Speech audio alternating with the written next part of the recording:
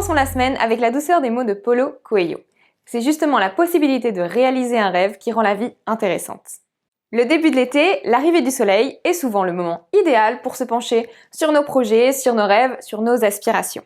Pour cela, notre défi 52 semaines pour découvrir 52 outils accueille aujourd'hui un outil spécial et une invitée d'exception. Alexandrine Loubradou vient nous présenter l'ikigai. Bonjour à tous! Je sais que l'ikigai est d'origine japonaise, mais justement, quel est son but? Justement, en japonais, ikigai signifie la raison d'être, notre joie de vivre. Et c'est tout ce qui nous anime aujourd'hui. Rechercher en nous notre joie de vivre, notre raison d'être, notre raison de nous lever le matin. Cependant, avant d'aller plus loin, je pense qu'il est intéressant de déconstruire tous les préjugés qu'il y a sur l'ikigai.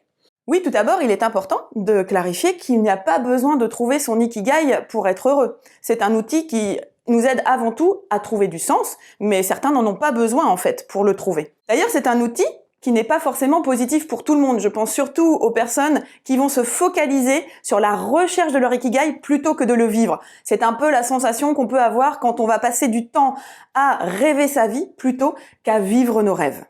Et enfin, l'ikigai n'est pas un luxe de bobo ou un concept non actualisé. Il se construit différemment en fonction de chacun, de son vécu, de ses expériences, de sa vision de la société. Et l'ikigai nous raconte surtout l'élan pour sortir d'un certain conditionnement. Donc finalement, l'ikigai c'est un outil qui est accessible à chaque individu qui recherche sa raison d'être, tant qu'il se prend pas trop la tête. C'est ça. Ok. Et donc, comment il s'utilise? Eh bien, l'ikigai est au centre de 4 cercles.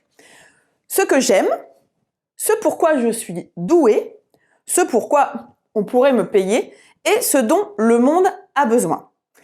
Pour démarrer, on va commencer par remplir chaque cercle séparément. On peut par exemple solliciter nos proches pour qu'ils nous aident à remplir chacun de nos cercles, pour qu'ils nous donnent leur image de nous-mêmes, ce pourquoi ils pensent que nous sommes doués, ce que nous aimons faire. Ça vient compléter notre propre travail sur chaque cercle. D'ailleurs, il n'y a pas d'ordre précis. On commence, on termine par où on veut. On peut d'ailleurs revenir sur un autre cercle pour y rajouter des éléments. Tout à fait. Donc une fois que chaque cercle est rempli, nous allons nous intéresser aux intersections, aux points communs et essayer de les relier entre eux. Le lien entre ce que j'aime et ce pourquoi je suis doué, c'est ma passion. Ce pourquoi je suis doué et ce pourquoi je pourrais être payé, la profession. Le lien entre ce pourquoi je pourrais être payé et ce dont le monde a besoin, c'est ma mission. Et le lien entre ce que j'aime et ce dont le monde a besoin est ma vocation.